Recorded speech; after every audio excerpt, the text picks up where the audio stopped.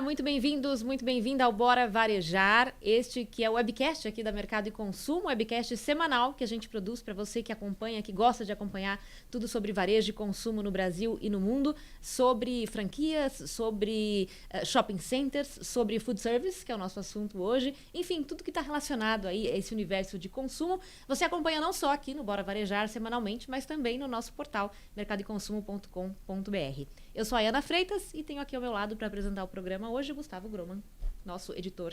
Tudo bem, Gustavo? Tudo bem, Ana. Estamos com dois convidados bacanas, você já vai apresentar. E falando um pouco do Bora, além de quem quiser nos assistir em vídeo, pode nos escutar nas plataformas de podcast, porque é um webcast, podcast também.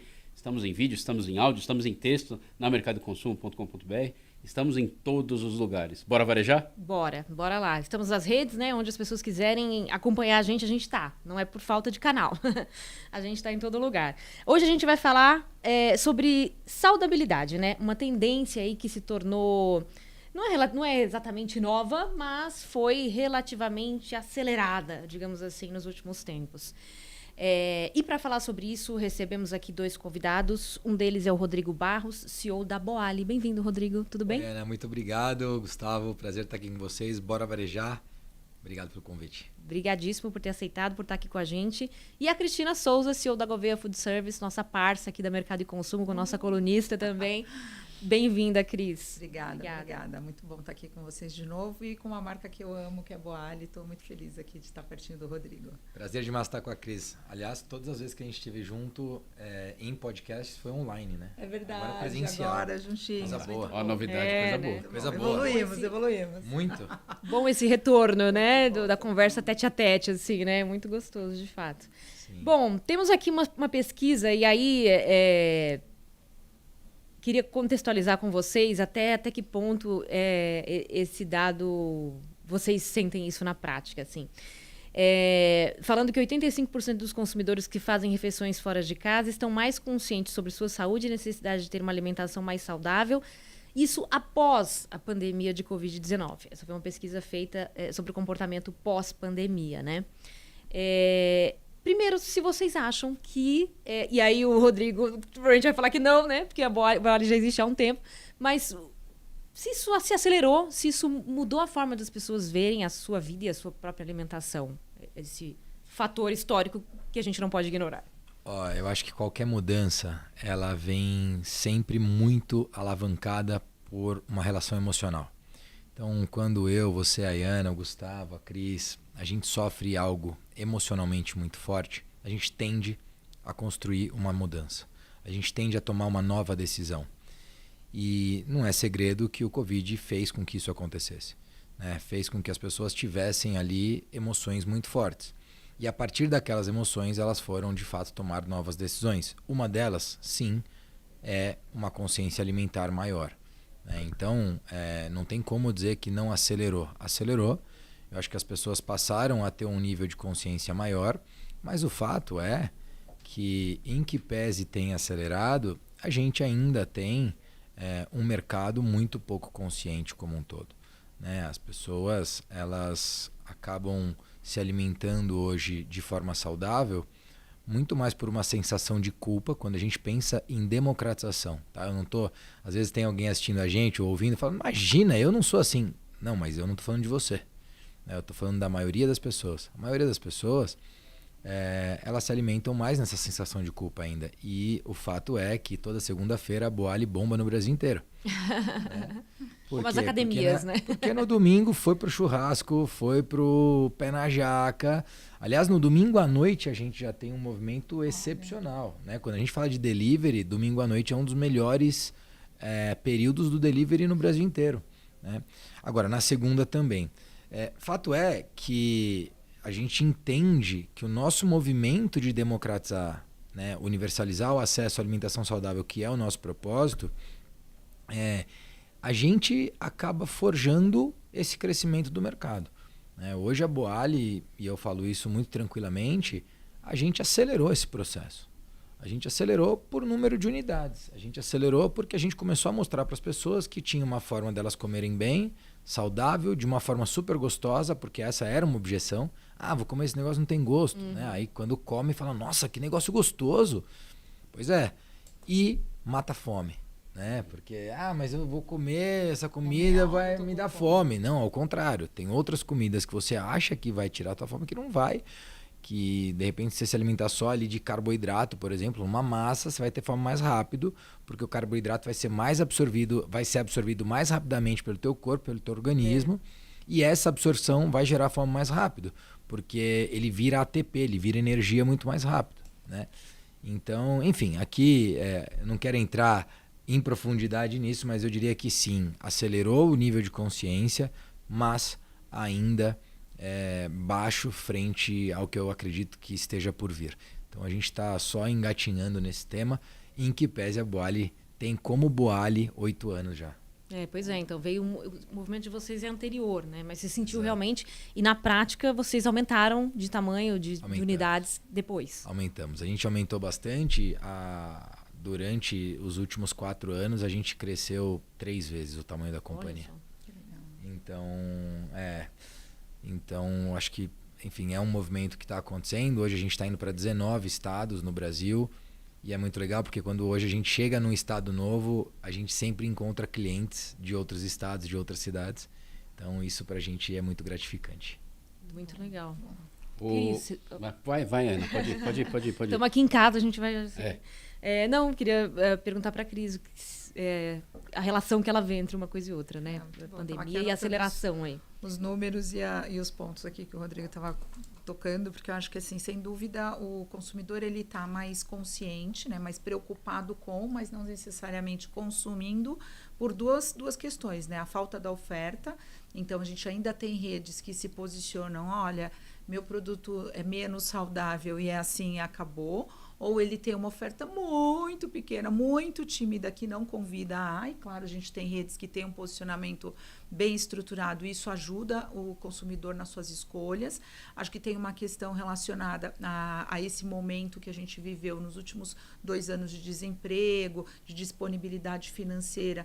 Então, infelizmente, as camadas, né, sociais menos favorecidas se sentem pressionadas, mas, ao mesmo tempo, a gente vê alguns movimentos, tanto liderados por comunidades, líderes comunitários, trazendo para a pauta essa discussão da alimentação saudável, que é maravilhoso. Então, eu tenho que ter uma horta aqui na nossa comunidade, ou eu tenho um restaurante, que é um restaurante que tem uma oferta vegetariana ou vegana, e que passa a ser ok para as pessoas consumirem por ali. Então, eu acho que, trazendo um pouco do que o Rodrigo tá dizendo, né? A empresa dele cresceu porque, claro, a demanda cresceu. As pessoas olham sei lá, no food hall do shopping, no espaço, sei lá, numa rua, num prédio corporativo, e falam, não tem nada para mim aqui. E quando elas são perguntadas, provavelmente não tem oferta saudável. E, com certeza, a área comercial dele passa a ser mais acionada por isso. E, do outro lado, eu acho que, assim, a gente precisa ter uma visão 360 de mercado, porque... a alimentação saudável hoje é uma bandeira das pessoas que têm um nível cultural mais sofisticado. Então, como é que a gente sensibiliza todo mundo de toda a sociedade, né? Não conheço todo o viés aí da pesquisa, quem foi ouvido, quem não foi ouvido e tudo mais, mas que a gente consiga traduzir. E aí, por exemplo, você vai numa rede que tem um produto primeiro preço que poderia trazer, né? É o caso aqui que a gente está falando da Boali, que possa trazer o consumidor que tem aquele ticket refeição, né? Que tem aquele voucher refeição ali, que tem um valor limitado, mas que permite a ele escolher desde um produto tradicional menos saudável até um produto que é saudável e é gostoso e cabe no bolso dele. Eu acho que essa combinação também está se acomodando melhor agora no mercado, né? Cris, tem uma coisa interessante nisso que você falou, que é quando a gente olha, né, a gente teve aí uma inflação bastante grande nos últimos anos e especialmente aí no segundo semestre do ano passado, e isso fez com que as outras redes e as outras lojas também tivessem esse mesmo crescimento no valor do produto. E a Boali, a gente não fez isso, a gente conseguiu segurar bastante coisa. E aí isso nos aproximou ainda mais do ticket médio das praças, né? A gente até lançou um cardápio novo agora em maio, tivemos um reajuste no preço, mas ainda assim não foi atrelado à inflação. Então a gente conseguiu manter um ticket médio um pouco mais baixo, o que é interessante. Agora, de fato, ainda falta volume, né? Porque quando a gente pega e vai trabalhar o CMV de redes maiores com maiores volumes, eles têm um CMV muito maior do que o nosso até às vezes. Às vezes assim, 10, 20% maior do que o nosso CMV, né? Porém, eles têm uma venda também. Isso se dilui, né? Isso está diluído no volume da venda. E aí isso tem a ver com a demanda, né? Então, é aí que eu falo que a gente ainda não tem toda essa demanda. E tem uma coisa que eu acho que vale observar, porque se a gente tiver talvez as nutricionistas aqui assistindo, eu acho que vale... A própria Cris. Eu acho que vale a observação de que a gente precisa separar o saudável do calórico. Exato, né? exato. Porque Concordo também. a gente inclusive patrocina o Ironman, né? A gente patrocina Time Brasil, foco em performance. Então hoje o Comitê Olímpico do Brasil, que era patrocinado pelo McDonald's, hoje é patrocinado pela Boali. A gente patrocina o Ironman Brasil e aí foco em endurance e tal, mas um dos objetivos aqui é justamente mostrar que a gente tem pratos sim bastante calóricos. Por quê? Porque Você gasta, porque né? no meu caso de Ironman, eu preciso de caloria. Eu preciso repor muita caloria. Né? Porque eu vou lá e faço um treino, gasto 2, 3, 4 mil calorias em um treino. Né? E fora as 2.000 tradicionais do dia, tô falando que tem dia que eu vou passar de 6.000 calorias. Esse dia eu preciso repor muita caloria. Então tem pratos na Boali que vão chegar ali 400 calorias, né? 440 calorias. E que tá perfeito, E né? que tá maravilhoso para esse tipo de agenda, né? O nosso burrito vai estar ali perto das 400 calorias. Então, isso é importante a gente entender.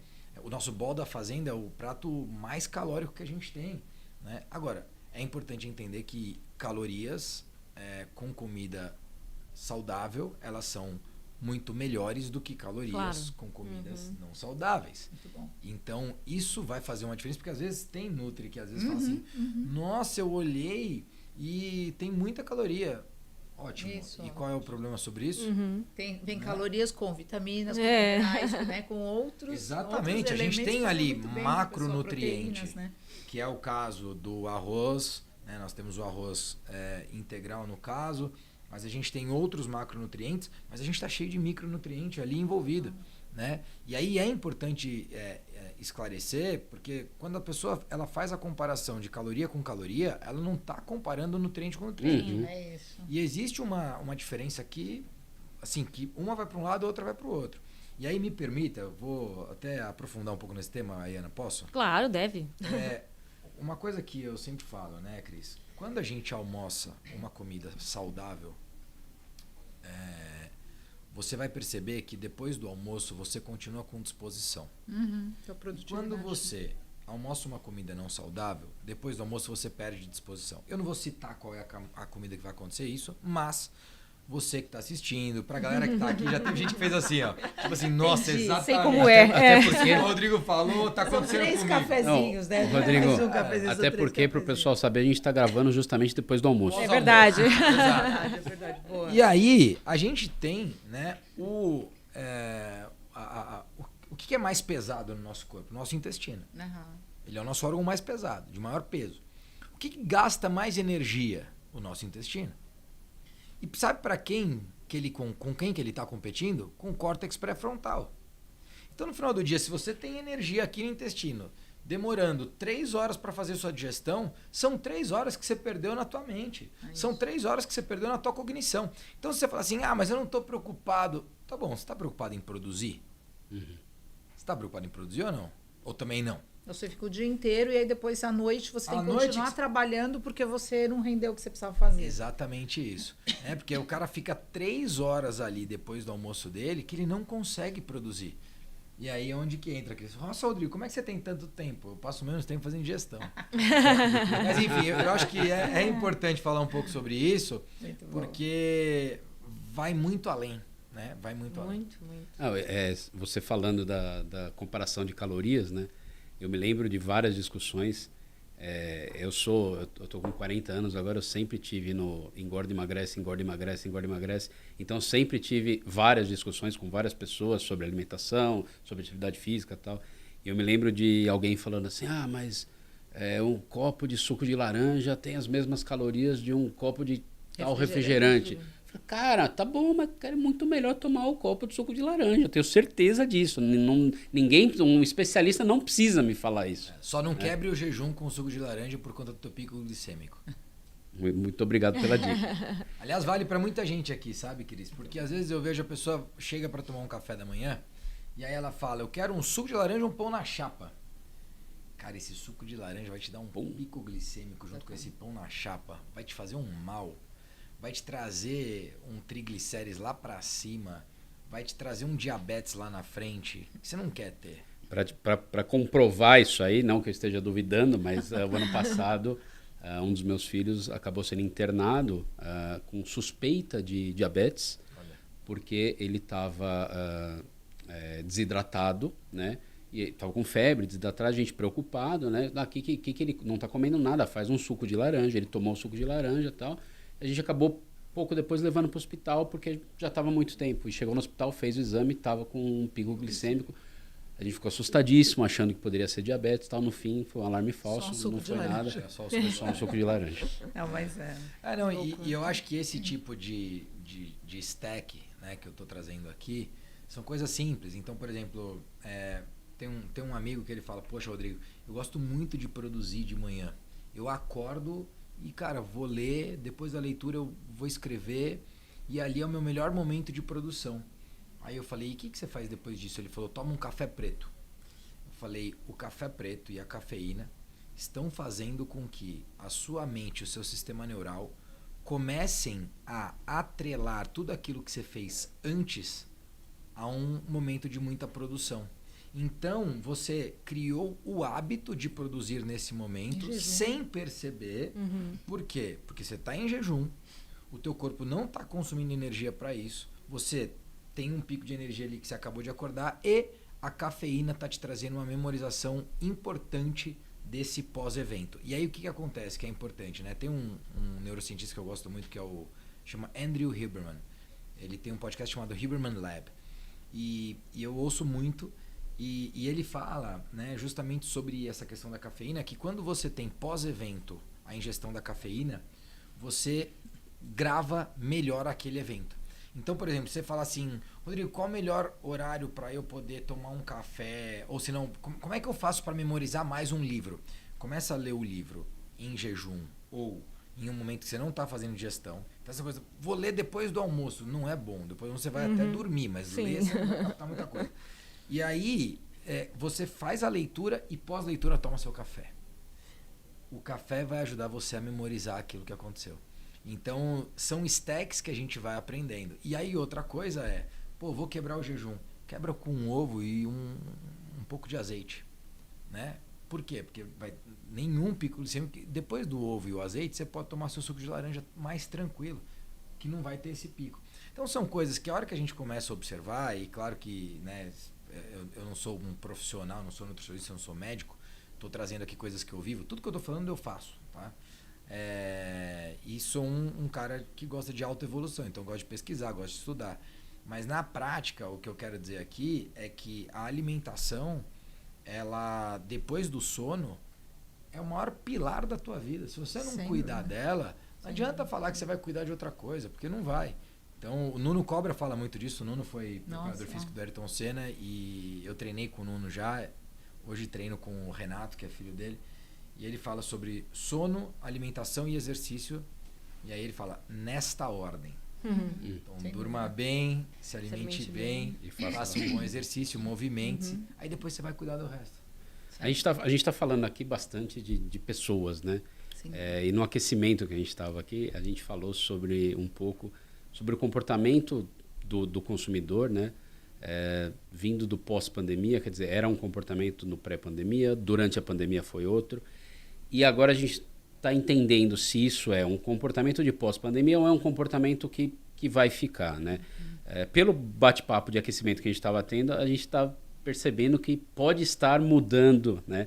Eu queria saber de você, queria que você falasse um pouquinho sobre isso, relacionado à Boali e a parte dessa alimentação saudável, né? Sim. E também que a Cris passasse um pouco sobre o geral de food aí, não precisando se ater a essa parte mais saudável.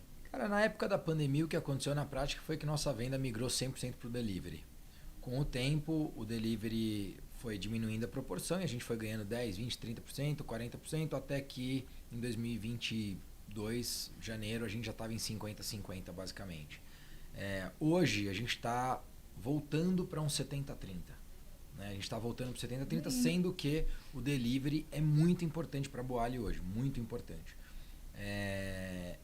E nesse 70-30 o que eu percebo é uma volta para o escritório. Né? Então, se a gente olhar o primeiro trimestre, o delivery ainda estava mais importante, estava mais ali 65-35. E esse 70-30, o que eu consigo olhar é que existiu uma migração de volta para o escritório. E aí tem um tema muito legal, Cris, que eu gosto de falar. Não sei se você já viu, tem um livro chamado O Jeito Harvard de Ser Feliz. Já viu esse livro? Não vi. Cara, super indico para vocês, para todo mundo, inclusive para quem está assistindo. O Jeito Harvard de Ser Feliz. E nessa pesquisa eu fiz um curso daí em Harvard, gratuito, 100% gratuito. Você só paga se você quiser certificação, mas se não, sem certificado você não paga. Gratuito. Eu fiz o curso. E sabe qual é o indicador número 1 de felicidade no mundo nessa pesquisa de Harvard? Qual você acha que é? Comer chocolate, né? Desculpa, não resisti. Relação humana. Olha só que interessante. Muito bom. Com certeza. E assim, não tenho nem o que pensar, né? Relação humana. E foi uma pesquisa pós-pandemia? Não, essa pesquisa... Pré-pandemia. Pré-pandemia. Tá. Só que pós-pandemia ela só evidenciou. Sim. Só acentuou, né? Sim. Então, o que eu quero dizer aqui, Gustavo, Ayana, Cris e você que nos acompanha, é que nós somos seres humanos. Total. E a gente precisa de relações humanas. Sim. Né? Então, voltar para o escritório é mais do que estar mais produtivo. Voltar para o escritório é ser mais feliz. E não é porque você não tem boa relação em casa, não é sobre isso que a gente está falando. É porque você constrói relações. Uhum. Você solidifica relações. E você só faz isso se relacionando. Uhum. Sim. Né? E aqui a gente não está falando de quantidade de relação, não. Está falando de qualidade mesmo. Mas você não vai viver a vida inteira, você e seu marido, você e sua esposa, você e seu filho, porque você tem outras pessoas para se relacionar. Olha que gostoso estar aqui hoje com vocês, sendo recebido aqui na casa de vocês. Pô, isso aqui é muito legal. Eu não tenho dúvida que o meu nível de serotonina subiu, meu nível de ocitocina subiu. Ocitocina, para quem não sabe, é o hormônio do amor, né, que a gente chama. Então, da maternidade. E aí, quando eu falo sobre isso, eu quero dizer o seguinte: a galera vai voltar a sair de casa para ser mais feliz. E com isso, as lojas tendem a ter um balcão mais forte. Perguntar para a Cris, mas tem tudo a ver com o que o Rodrigo está falando aí, que é essa coisa de, apesar de não ser médico nem nutricionista, trouxe vários dados aí, que tem a ver com hábito mesmo, né? Com conhecimento, autoconhecimento e conhecimento do assunto.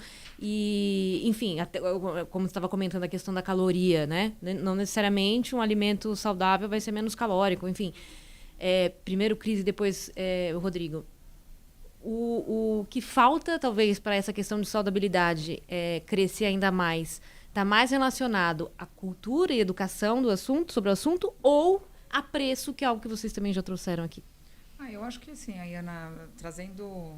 Acho que eu vou até emendar um pedacinho da pergunta do Gustavo também, né? Então, me trazendo um pouco das afirmações que o Rodrigo trouxe, que concordo muito. Assim, a gente está falando de um mercado que envolve serviço, ou seja, né, chama food service, porque tem serviço. O serviço, hoje, por mais digitalizado que ele seja, quando você tem o toque humano, independente em que momento da tua jornada, faz toda a diferença. Então, a gente brinca, puxa, se o motoboy que faz a tua entrega, ele é cortês, ele é gentil, você fala, uau, essa rede é incrível. Se a pessoa do atendimento que apertou o botãozinho, ela não berrou, Rodrigo! Né? O Rodrigo vai lá feliz buscar o produto dele, ela fala bom apetite, enfim, ela te traz uma mensagem, então acho que isso é muito valioso. Assim, nós somos seres dinâmicos, né? Então nenhum comportamento é estanque. A tecnologia nos provoca as novas relações, acho que assim, a configuração de sociedade que nós temos hoje, então as relações homem-mulher, né? Enfim, tudo isso é bastante dinâmico na minha visão aqui. Acho que assim, uma coisa que o Rodrigo trouxe, fiquei super contente aqui, anotei aqui, né? Ele falou, 30% do nosso volume é delivery. Na média, no food service, 16%. No mercado, na média. Tem gente que faz 50%, tem gente que faz... 30 é sensacional, com certeza o franqueado fica muito feliz, porque em horários que ele poderia não estar faturando, isso está acontecendo. Uma coisa que tem acontecido, as pessoas começaram a considerar comer saudável também no jantar, que era uma coisa do tipo, no almoço uma saladinha, à noite um dinossauro, né? Porque eu como o que puder, o que tiver.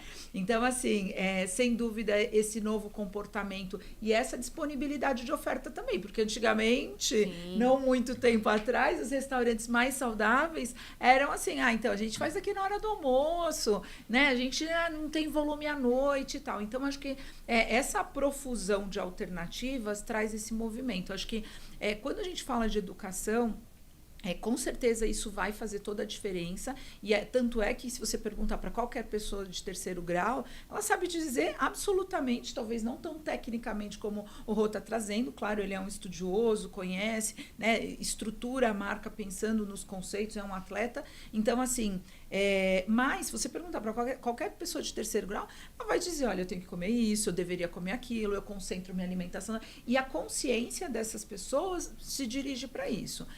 Quando a gente fala das pessoas, né, que têm menos acesso à informação, a gente tem um trabalho importante a ser feito. E, claro, também as crianças, né, as escolas. Então, quando a gente percebe, puxa, a escola vai gastar um tempo ou investir um tempo em trazer novos alimentos para que as crianças consumam. Então, o hábito alimentar não acontece o dia que você decide, vou ser saudável, mas você odeia legumes, você odeia vegetais. É muito difícil, assim, vira uma grande barreira na sua vida. Então, isso começa, sei lá, na introdução dos alimentos, né? Com 5 meses, 6 meses, nutricionistas amigas, calmem, eu me formei em 97, né? Eu sei que tem gente aí preconizando a amamentação até muito mais, mas assim, em geral, na média, a partir dos 6 meses, as crianças estão recebendo algum tipo de introdução de alimentos. E se nesse momento a sua decisão é oferecer exclusivamente aquilo que a criança não fez careta, aí você já resolveu o que vai ser da vida dela, uma eterna briga. Então, assim, já vi situações de crianças que, né, trabalhei, né, na época que eu me formei em hospitais, e assim, eu como salsicha. E que mais? Assim, vamos ampliar. Não, eu como as pontas da salsicha, eu não como o que é. Então, assim, e porque as crianças gostam disso, porque ela ganha uma atenção especial, porque a hora da alimentação é um estresse para a família, mas é a hora dela dar esse show. Então, assim, falando, né, voltando aí para a tua pergunta, né, a educação, sem dúvida, é a chave para a gente ter uma alimentação saudável. O Brasil é o terceiro maior produtor de alimentos do mundo. Nós visitamos lá em Chicago uma área de Ceasa, né? Onde eles disseram assim, com muito orgulho, olha, aqui durante o ano nós temos uma variedade de 600 produtos frescos. E aí a Carol da Beach Food, que estava com a gente, ela falou, Cris, no Brasil são 3.500 produtos frescos em variedade quando a gente fala de oferta de Ceasa. Então, assim, gente, é muito diferente e é o tamanho da oportunidade que a gente tem para ser a nação que come melhor no mundo, gente. Assim, sem dúvida, o que a gente produz de alimentos no Brasil hoje em volume dá para alimentar 2,5 países do tamanho do nosso. Então, assim, a gente fica muito feliz com isso, de poder contribuir com a alimentação mundial, mas a gente ficaria muito mais feliz se as pessoas pudessem, né, fazer melhores escolhas. Eu acho que o ponto é isso, né? Você trazer luz e dar para as pessoas, claro, a possibilidade de escolha. Você pode comer bem ou comer mal, mas assim, que ela saiba a decisão que ela está tomando, né? Sim. Mas eu acredito, e muito legal a consideração da Cris aqui, Ana, porque o grande ponto para mim é a questão de segurança alimentar. Né? As pessoas não tinham segurança alimentar. O que é segurança alimentar, Rodrigo? Elas não comiam. Não tem o que comer. Você não sabe se vai ter amanhã. Você não sabe se vai comer amanhã. Então, por que comia salsicha? Porque era muito barato. Então, esse movimento de alimentos industrializados com larga escala, baixo custo e propriedades não saudáveis para segurar o alimento, para ter uma propriedade ali da pessoa, né, de conservação, aquilo ali é o que a pessoa tinha para poder se alimentar. Sim. Então, é muito difícil a gente chegar e fazer aqui qualquer julgamento de dizer, poxa, isso daqui está errado, isso daqui está... Não, peraí, não é errado, isso daqui foi o que me salvou. Se não fosse isso aqui, amigo, eu não teria comido. Sem dúvida. Né? Então, acho que esse é um ponto de recorte para ser feito. A partir daí, e aí a gente está falando aqui das escolas, e obviamente seria incrível a gente poder introduzir bons alimentos, né, na escola, mas a verdade é também que o custo disso também seria maior. Com certeza. Né? O custo disso também seria maior. E quando a gente olha para este tema, ele é um tema que está longe de estar resolvido. Sim. Ele está longe de estar resolvido no não saudável. Você imagina no saudável. Né? Então, eu acho que é difícil a gente falar disso dessa forma. O que eu imagino? Quando a gente olha para o nosso propósito de universalizar o acesso à alimentação saudável, a gente fala em distribuição e acesso. Né? Então, distribuição é estar mais próximo das pessoas e acesso é ter um preço acessível. A gente vai conseguir ter um preço abaixo da praça? Dificilmente. A gente vai conseguir ter um preço muito próximo? Já temos. Então, assim, já é uma realidade. Quando eu olhava para 5 anos, então, quando eu olhava lá para 2017, 2016, a gente tinha uma diferença da praça de alimentação que talvez poderia chegar a 30%. Uau. Que era muita coisa. Comparando com fast food, por exemplo. Exatamente. Uma coisa assim. Vamos falar que você está falando de uma praça de alimentação que vendia R$20. Cara, a gente vendia 28. A gente está falando de 40% para cima. Entendeu? A hora que a praça vem e sobe para 30 e a gente está em 40, a gente já está falando de 25%. E hoje, na verdade, a praça já não está mais nem nos 30. A praça já está em 33. Sim. E nós estamos nos 41 ali. Então, se a gente olhar, a gente... E assim, a gente está no 41 nas praças com ticket maior. Nas praças com ticket menor, tem praça de 36 com a gente. Que legal. Tá muito Então, próximo. quando a gente olha de 36 para 32, 33, cara, a gente está falando de 10%. Essa é uma realidade que a Bora já está fazendo. Rodrigo, como é que isso vai melhorar ainda mais a hora que a gente tiver ainda mais volume? Então, hoje a gente faz alguma coisa aí em torno de 100 toneladas de alimento por mês. Estou falando de 1,2 mil toneladas por ano. Se você olhar para uma marca famosa como um McDonald's, Burger King, é capaz de fazer isso em 2 restaurantes. Entendeu? Em 2 restaurantes o cara já faz tudo isso. Sim. Assim, a proporção é tão diferente, né? Agora, Rodrigo, o que te dá segurança? O que me dá segurança é o longo prazo. É isso. Né? Eu não estou nesse jogo, e a Cris sabe, eu não estou nesse jogo para 2025 e nem para 2030. Nós estamos nesse jogo lá para frente. Né? A nossa visão é ser a maior do mundo. Né? Nossa visão é poder levar a companhia para outros mercados. Então a gente já tem contrato assinado com os Estados Unidos. Sei que isso viria na frente, né? Mas enfim, estou antecipando um pouquinho. Mas o fato é aqui, o que eu quero deixar é, a gente entende que isso é uma missão nossa, faz parte do nosso propósito. Então, assim, eu não estou esperando ninguém fazer isso. Eu não estou esperando um programa do governo. Eu não estou esperando nada. E eu acho que autorresponsabilidade é algo que o empresário carrega com ele. Então, eu carrego isso. Nessa parte cultural, né? Porque isso que você mencionou, tipo, duas lojas dessas grandes redes fazerem isso e só... e a gente... falando das 2 melhores. Sim, mas estou dizendo assim, fazem porque as pessoas consomem, porque as pessoas buscam, né? Claro. E a gente tem uma cultura aqui da população brasileira que está aí em 215 milhões, sei lá. E boa parte dessa população tem menos dinheiro, boa parte dessa população tem uma cultura de se alimentar da forma que dá, e mesmo quando ela consegue melhorar, ela mantém essa cultura, né? Eu estou com um conhecido que está num tratamento, ele começou esse tratamento com 172 quilos, é isso? Em um ano já foram 82 quilos que ele diminuiu, fazendo uma reeducação alimentar e tal. E me bateu porque a coisa que ele mais falava é que ele almoçava e jantava nas vitrines das padarias, naquelas vitrines de salgados, de coxinhas, etc. Claro. etc. É difícil, para ele manter essa saudabilidade, ele vai ter que mudar essa cabeça, né? Mas eu queria saber como fazer para mudar essa cultura em tanta gente, porque a gente é um país muito e acho grande. Que também não tem a ver só com o Brasil, né? Porque você pega os Estados Unidos, No também mundo, tem essa no cultura mundo, do sim. fast food e tal, né? E no Brasil, dependendo, aí também vocês podem comentar melhor, mas dependendo da região, acho que é menos, né? As pessoas têm mais o hábito de comer, sei lá, no Nordeste, as pessoas comem comida de manhã, por exemplo. Pode até não ser merendinha, saudável, vai, mas mas é uma comida mesmo, é um lanche e tal, né? Acho que também tem uma variedade aí, né? Uma diferença de acordo com a região do país, não? O que eu vejo é, este fast food que você está dizendo, que seria o junk food, vamos falar. Junk, isso. Ele é considerado um prêmio na mente das pessoas. É isso aí, gente. Mas se você pegar nos últimos 30, 40 anos, seria um prêmio você comer essa comida. Um prêmio, era um presente. Olha, hoje, se você fizer tudo certo durante a semana, Boa. eu vou te levar para comer essa comida aqui. Aconteceu comigo. Eu tenho 42 anos. Então, assim, eu fui premiado com junk food por ser um bom garoto.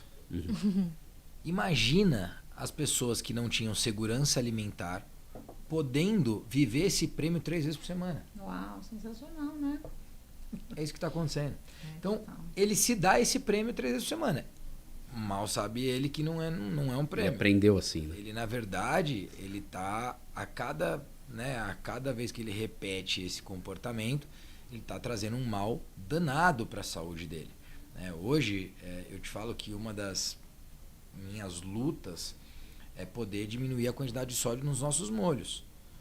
Porque o sódio é um dos fatores que aumentam o shelf life, que é a vida útil do produto. É um E conservador que adicional. é um conservador. Né? E aí, pra gente, o sódio ele é importante. Mas sabe por que não muda? Você fala, então é por isso, Rodrigo? Não é. É pelo palato. Isso aí. É pelo Tá palato. sem sabor, né? Aquela coisa de Exatamente. afirmar isso tá sem sabor. Então, assim, o que a gente é hoje? A gente é o mais saudável que a gente pode ser para o palato que a gente quer alcançar. Tá. E aí, com o tempo, a gente vai introduzindo o alimento e vai trazendo esse novo palato. Cara, isso eu tô falando de um trabalho para anos aqui. Eu não tô Vai falando de um domesticando. trabalho... Exatamente, eu não tô falando de um trabalho... Você fala, nossa, mas você tá falando é para quando você tiver uns 60 anos. Vamos nessa. Mas qual é o problema disso, sabe? Tipo, eu acho que esse imediatismo é que mata muita coisa. E, obviamente, a gente sabe que no final do dia o ponto de venda lá ele tem que render, ele tem que gerar negócio hoje também para pagar essa conta, para fechar essa conta. Então, o que a gente tem atraído cada vez mais são franqueados aliados e que acreditam nesse propósito e que conseguem olhar para frente, né? Então, hoje a gente tem franqueados, um deles abriu agora o Shopping Vila Olímpia essa semana, é a 8ª operação. Né? Então, a gente tem muitos franqueados na rede hoje, a gente tem mais de 80 lojas em contrato e a gente tem 24 franqueados. Né? Então, Legal. São múltiplos, né? então são Também muitos foram, franqueados. como você, pegaram como uma missão ali, né? Esse franqueado que eu falei, ele eliminou mais de 20 quilos. Olha só. Vira um lifestyle, né? Tipo, Exatamente. Enfim, eu acho que é essa coisa da pessoa entender o quanto isso vai ser bom para a vida dela o tempo todo. Não é, eu hoje, né? Faz o prêmio ao contrário, né? Porque assim, quanto tempo mais você quer curtir com seu filho? Quanto tempo você quer continuar trabalhando? Você quer continuar produtivo? Porque assim, ok, você não quer trabalhar 12 horas, 14 horas por dia, mas você curte o seu trabalho, né? Tá falando aqui, eu quero a longevidade do meu negócio, quero daqui 20 anos enxergar e falar que delícia que a Boali tá. Vou passar para alguém, vou contratar um CEO, vou, enfim, montar uma estrutura sucessória aí, mas quantas marcas a gente não vê centenárias em outros países e aqui no Brasil a gente tem ciclos de e sumiu porque o fundador sumiu. Não existe isso, assim, acho que essa mentalidade eu achei sensacional, isso que o Rodrigo colocou, de ter uma autorresponsabilidade empresarial. Eu brinco, às vezes eu falo assim, gente, se a gente matar os consumidores, não vai ter mais. É isso, porque é uma decisão empresarial, né? No fim das contas, Exato. Então, assim, puxa, eu tenho um limite lá do CMV que eu tenho que fazer, e aí eu vou piorando a qualidade daquele item, né? Eu vou colocando um item pior. Gente, ok, tranquilo, você vai matar o seu... Porque tem gente que é super fidelizado, vai na padaria lá do seu João, todo dia come as mesmas coisas. A gente gosta de ter hábito. Assim como a gente gosta de ter o hábito ruim, a gente pode construir ou deve ter o hábito saudável, né? Então, talvez a gente está fazendo um recorte mais denso aqui, mas, sinceramente, olhando hoje, e eu acho que assim, a gente tem uma janela de oportunidade muito maior, pensando as gerações mais jovens, mas principalmente, né, eu brinco os 25 mais, os 40 mais, tá, Rô? Eu lancei essa agora, porque eu falei, faz sua conta aí, meu filho, 25 mais. Mas assim, os 40 mais, a gente é de uma geração, né, mãe, acho que todo mundo aqui, acho que tirando a Ana, que tem 23. Uh. Mas o Mais, Rodrigo mais. o Gustavo já falou a idade, você também, eu vou ficar no mais aqui. Mas o fato é que a gente entendeu que a gente quer ter mobilidade, que a gente quer viver até os 80, até os 90, até os 100, com muita qualidade. A gente já entendeu, olhando os nossos pais e olhando os nossos avós, o custo que isso tem para a nossa vida de não poder ter isso tudo. Né? Ia comentar isso, você falou desse histórico aí familiar, mas no sentido até de também a gente ter informação sobre os efeitos que determinadas substâncias têm no nosso organismo. E antigamente a gente não tinha. Ou porque o alimento está preparado ali, é o que eu tenho acesso nesse momento, é o que eu posso. Mas agora passou-se um tempo em que eu posso analisar, olhar para trás e ter esse histórico do que faz bem e o que não faz bem. A gente tem mais informação de fato hoje, olha né? Que curioso, né, Ayana? Juntando aqui as informações, eu estou aqui assumindo que todos nós temos, então, acima de 40 anos, pelo mais aqui. Mais. Todos nós nesta mesa, nós 4, porque a galera não tá vendo, mas a turma da produção aqui é mais menos. É isso, exato. Todos nós, cientificamente falando, temos no máximo 30% da nossa genética hoje instalada. Sabia disso? Você, geneticamente falando hoje, o que você carregou no máximo 30% depois dos 40 anos. Uau! Como assim, Rodrigo? De 70% a 95% é o teu estilo de vida. Então, assim, né? Por que eu tô te falando isso? Isso chama epigenética, quem quiser consumir e pesquisar sobre o tema. Eu comecei a estudar isso faz 2 anos. A epigenética, ela descobriu que depois dos 40 anos, 70% a 95% daquilo que você se tornou é só culpa sua, amigo. Uhum. Então não adianta você falar, isso aqui é genética. Eu sou assim mesmo, a minha mãe já era assim. Não. Você está escolhendo estar assim. Por quê? Porque o seu estilo de vida pode transformar isso totalmente. Dá tempo, né? Eu tomei Ometec 20 miligramas já. Sabe o que é isso? Um remédio para pressão. Eu tomei de 10, daí não deu certo, eu fui para 20. Aí não deu certo, eu fui para 20 com diurético. Uau. Durante 9 anos. Aí eu tomei vergonha na cara depois de tomar o Ometec por 9 anos. Quando eu tomei a vergonha na cara, eu parei de tomar o Ometec. Depois de 6 meses. Faz 2 anos que eu não tomo Ometec. Minha pressão hoje é mais controlada do que quando eu tomava. Então, o que eu quero deixar aqui com isso? É que as escolhas que você faz hoje vai refletir no amanhã. Então, se você não toma uma adesão hoje de mudar a tua vida para daqui 5 anos, para daqui 10 anos você viver melhor, você vai ter um problema. Nós aqui na mesa com 40 a mais, a gente, se nenhum acidente acontecer, que há de não acontecer na nossa vida, a gente vai passar de 100 anos. A gente vai passar de 100 anos.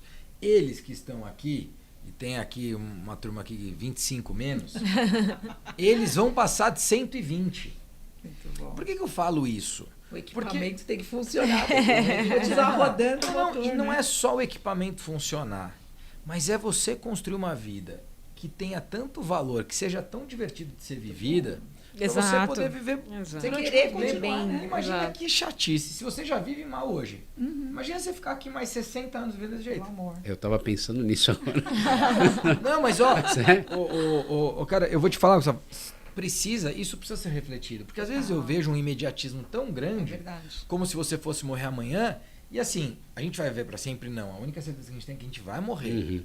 Mas até lá a gente vai viver muito. Até lá é com a gente. Então assim, se você não escolher viver uma vida bacana, que vale a pena, e uma vida bacana que vale a pena eu conseguir ter força no joelho para levantar. É isso. Entendeu? É óbvio que se eu sofrer um acidente eu vou arrumar outra forma de viver, mas eu tô falando nas condições que eu tenho hoje, é de responsabilidade minha poder me cuidar para aos 62 continuar acordando com a força que eu tenho hoje, aos 82 também, e aos 102 também. Impossível não é impossível. Não é impossível.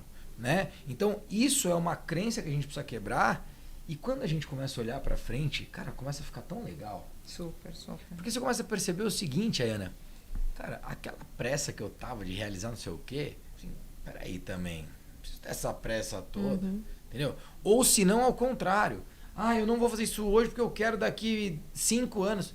Puta, mas eu tenho mais 50 para viver, então também vamos fazer hoje, vai. Entende? Assim, é poder trazer uma fluidez para a vida que é muito maior, uma leveza. Então, pô, Rodrigo, mas você tá falando isso e lá na boalha você toca a boalha como um arco-íris? Claro que não. amor de Claro Deus. que assim, cara, vai ter dia que eu vou estar duro pra caramba lá, vamos cobrar resultado e não sei o que lá. Mas o que eu quero dizer é que a gente olha pra frente de uma forma diferente.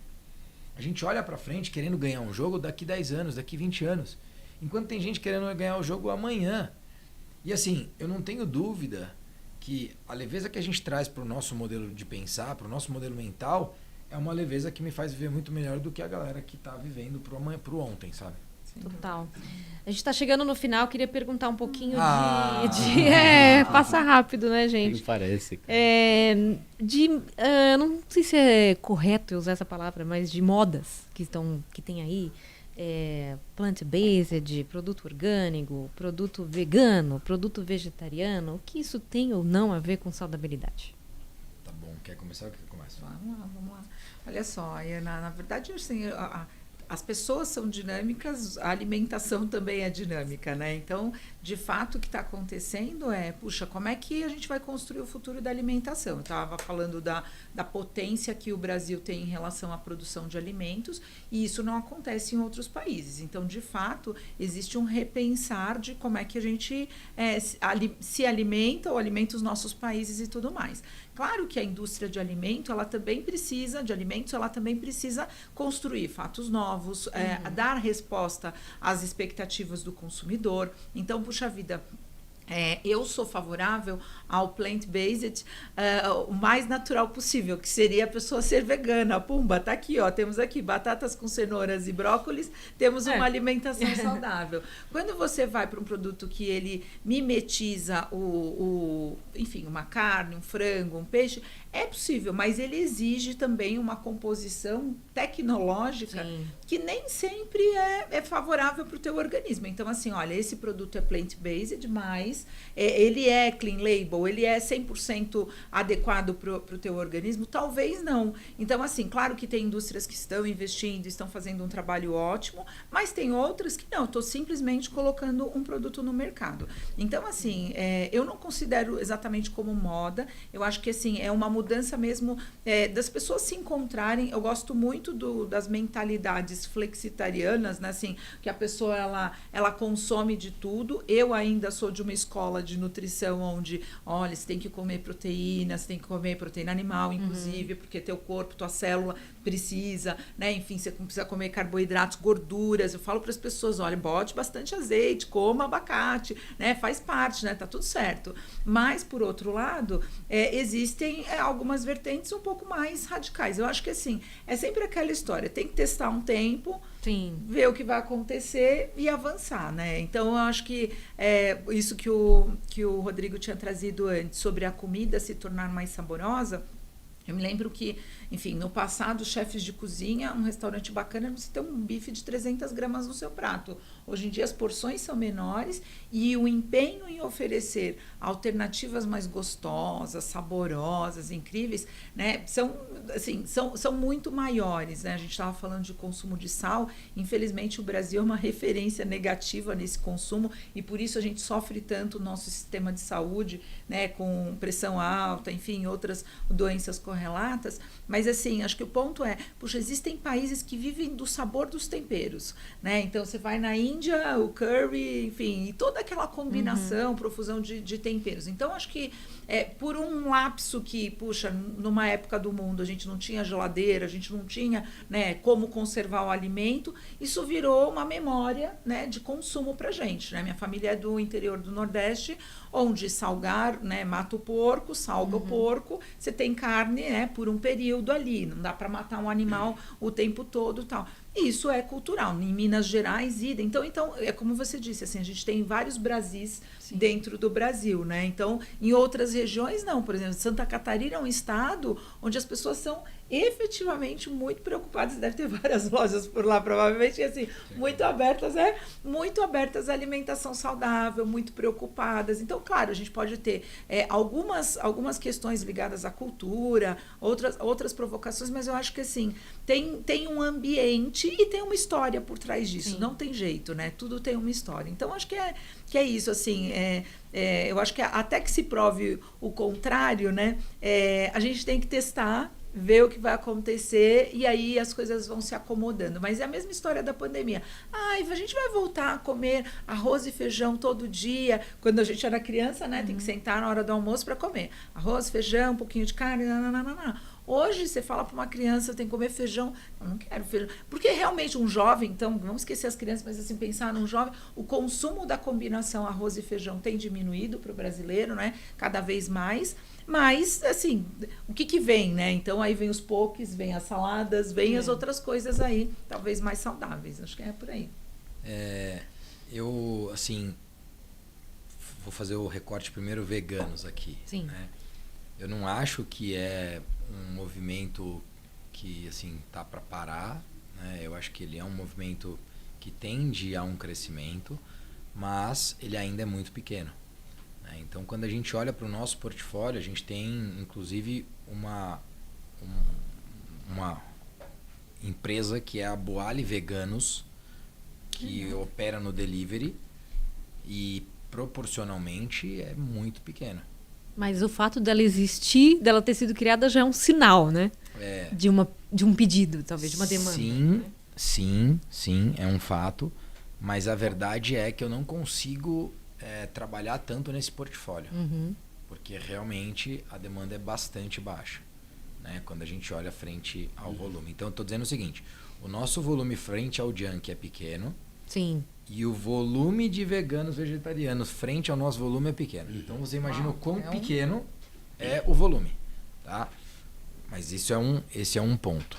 Número 2, eu acho que tem gente investindo em produtos muito legais, mas quando a gente fala de produto vegano na sua origem, ele é um produto com menos escala. Quando a gente fala em produtos veganos com bastante escala, ainda é um produto sujo.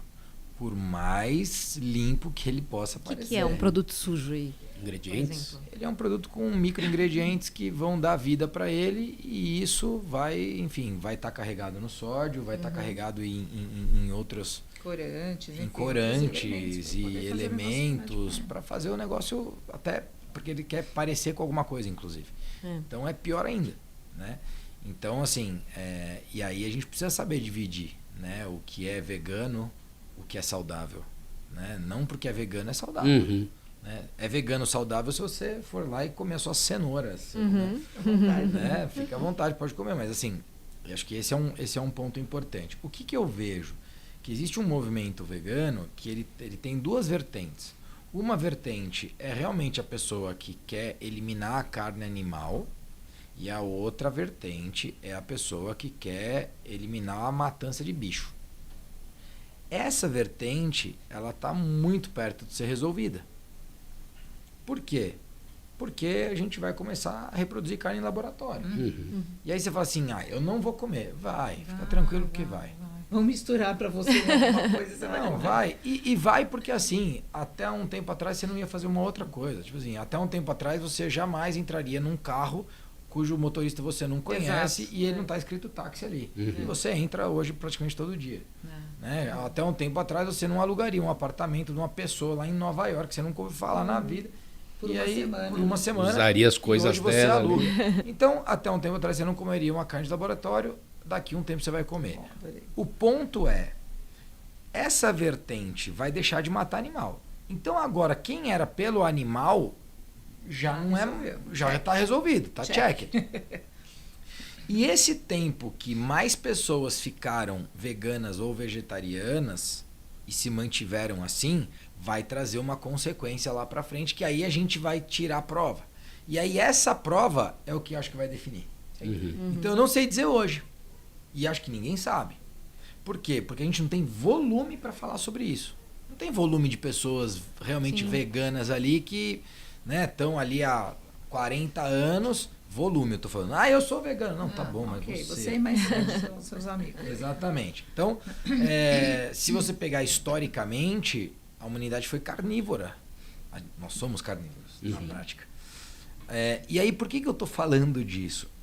Porque quando a gente olha para o mercado futuro, eu acho que o mercado futuro ele está muito mais atrelado, e aí é uma percepção minha, ele está muito mais atrelado a essa nova tecnologia do que uma tecnologia que já surgiu fazendo com que os produtos vegetais sejam copiados de produtos animais.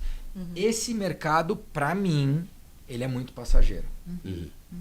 Entendeu? Ele é mercado, enquanto o outro não chega, mais ou menos exatamente. Assim. Esse mercado, para mim, é muito passageiro. Então, provavelmente, a gente vai olhar para daqui 10 anos, esse mercado vai ter passado o boom, 10, 15 anos, o mercado vai ter passado esse boom, porque aí você vai ter escala no mercado de laboratório, a carne vai ser mais barata do que é hoje. Então, assim, imagina você comprar carne mais barato do que você compra hoje daqui 10 anos. Mas assim, muito mais barato. Meio não tô ambiente, né? Com zero impacto no meio ambiente, não matou ninguém e tal. E aí? Esse mercado de cópia, eu creio que ele deixa de existir. Né? E aí tem um outro mercado, que é o mercado de printing, né? Que é o mercado de impressão. É verdade. Você vai comer comida impressa, isso é um fato. Eu acho isso tão maluco de pensar hoje, mas é como você falou, então daqui 10 anos talvez várias a gente coisas ache... a gente achava malucas, exato, né? a gente acha normal. Né? Imagina que isso não muda no nosso negócio de operação. Sim. Imagina que talvez daqui a alguns anos eu vou estar começando a mandar uma impressora para tua casa e te mandar os ingredientes. Ou até porque pra no final loja, do dia... né? Não, para Logisticamente, loja vai você com manda pra certeza. loja, Né? Eu vou conseguir operar em 9 metros quadrados. Né? Então, e assim, a gente já está olhando para isso. Né? Não é que a gente nunca olhou para isso, a gente está olhando, a gente está estudando. Pô, mas está muito cedo. Está cedo, mas assim, a gente está louco para matar o nosso negócio atual. Né? Eu acho que é isso. A Boalli, ela precisa conseguir acabar com o negócio atual e os nossos franqueados daqui a 10 anos vão estar só imprimindo comida. Não sei, eu não estou falando que vai ser assim. Eu tô falando que a gente tem que olhar para isso. Aberto para, né? Exato. Então, em termos de mercado, eu acho que é isso. E aí tem um ponto curioso que eu não falei para ninguém, mas vou falar aqui. A gente diversificou o portfólio há 5 anos e trouxe os wraps, e trouxe os crepes. E aí, há 3, 4 anos, a gente trouxe os balls, produtos quentes e tudo mais. E a gente vem esse ano a gente vai manter o portfólio, mas a gente vai fazer um investimento importante na linha de saladas. Então, assim, olha só que curioso e como é cíclico. Né? A gente vai voltar agora a falar da salada. Então, a gente passou fazendo um esforço gigantesco falando de outras coisas. Falando de crepe wrap, falando de wrap ball. A gente criou a categoria de wrap no Brasil, basicamente. Porque o Wraps do Marcelo Marins, que foi nosso conselheiro, inclusive, existiu ali entre 2008 ou 2006 ali. Então, ele chegou antes como Wraps. Chegou talvez a 20 operações e tal, mas depois fechou. Enquanto a gente foi quem deu sustentação para esse business do wrap. Né? Não existia, basicamente, isso. Hoje, eu não tenho dúvida. Quem mais vende wrap no Brasil é a Boalli, mais longe, assim, não tenho a menor dúvida. Até porque hoje o wrap está na frente da salada no nosso negócio. Né? Então, o que eu quero deixar o mercado, ele é maleável e a gente também precisa ser. A gente precisa olhar para ele. E a gente precisa olhar para ele e entender, poxa, o que a gente entende que o mercado pode consumir mais agora. Então, eu estou olhando para daqui 6 meses e estou entendendo que salada vai passar na frente de wrap de novo. Por quê? Porque eu vou fazer esse movimento com o mercado. Então, assim, eu não vou olhar para ninguém para ver se o outro vai fazer. Eu estou falando que nós vamos fazer e que nós vamos conseguir atingir isso. Então, essa percepção do empreendedor também é importante. De olhar para frente e falar assim, o mercado vai mexer e quem vai mexer com ele sou eu. Boa. Né? Fundamental. Então, eu acho que isso é um ponto importante. Fui lá na frente, falei de 2040 praticamente. Voltei aqui para 2020. Mas a gente falou agora há pouco em 120 anos, né? tá tudo bem. Cara, mas você sabe que eu acredito tanto nisso? Tem um autor chamado David Sinclair, ele lidera o laboratório de Harvard para longevidade. O nosso produtor aqui fez assim, ele já deve conhecer o David Sinclair. Ele tem um livro chamado Lifespan. É sensacional o livro, bastante técnico, meio chatinho de ler, mas muito legal. E ele diz o seguinte: a gente hoje, conforme o tempo passa, a gente vai ganhando tempo de vida. E o livro Lifespan, ele é esse nome em português, tempo de vida. Então, a gente ganha tempo de vida conforme a gente vive. Olha que doido. Quando você fala assim, não, mas eu vivo, conforme o tempo passa, eu estou morrendo mais. Só que hoje você está vivendo e quanto mais você vive, mais você está ganhando tempo de vida. É muito interessante isso. Então, eu acho que vale a pena viver bem, né? Então, vale a pena investir para que esse tempo seja bacana, melhor, né? seja Seja legal. bem aproveitado. É isso. É isso, gente. Queria agradecer muitíssimo a presença de vocês aqui e vamos para o nosso quadro check-out aqui. Queria que vocês, começando com a Cris, olhando para a câmera, ou enfim, se você quiser, desse aí os seus insights finais, suas dicas, suas percepções, especialmente para quem está nesse ramo de negócio, né, e pensa, de repente, em investir ou ver nesse nicho de saudabilidade um ramo interessante. Muito bom, muito bom. A gente está dando certo para o Rodrigo, vai dar certo para a gente. Mas brincadeiras à parte, eu acho que assim, a vida é como o Rodrigo trouxe, eu acho que assim, é muito inspirador essa visão cíclica e os negócios também são cíclicos e a gente precisa sempre revisitar o que a gente tem feito para a gente ser ainda melhor. Então, eu acho que independente do segmento que nós tenhamos, puxa, eu trabalho com sobremesas, eu trabalho com gelato, enfim, com qualquer segmento onde você fala, olha, eu tenho aqui, mas a base da estrutura do meu negócio envolve indulgência, por exemplo. Mas você pode criar, né, uma estrutura de negócio onde você tem os melhores ingredientes, os melhores produtos e tudo mais. Eu acho que lembrar que a gente está trabalhando para pessoas que querem se conectar e ter uma vida melhor é impagável, isso é muito bom. E quem cuida dos seus clientes, cuida dos seus funcionários, enfim, cuida do mundo. Eu acho muito bom isso. Obrigada. Muito bom. Como vocês vão continuar cuidando do mundo aí, Rodrigo? Cara, eu acho que o meu recado, ele é... Eu vou trazer um recado mais empresarial e depois um recado para você levar para a tua vida aí. O recado empresarial é: o empreendedor, ele tem que olhar sempre lá para frente. Ele tem que conseguir distinguir a visão dele da visão dos demais. E para você fazer isso, você precisa aumentar teu repertório. Muitas vezes a escassez de repertório é o que não te faz enxergar lá na frente. E para você aumentar seu repertório, você precisa ter lateralidade de repertório. Então, às vezes a pessoa quer ir muito em profundidade num único tema, sendo que a lateralidade de repertório, né, ser mais generalista, é que vai te dar mais ferramenta para conseguir ter uma visão mais ampliada. Então esse é um primeiro ponto para você empreendedor, para você empresário. Boa sorte nesse sentido. E o outro ponto é tratar a longevidade, né? E quando você trata a sua longevidade, você vai tratar da tua família, você vai tratar dos seus relacionamentos, você vai construir relacionamentos mais longevos e você vai construir também empresas mais longevas.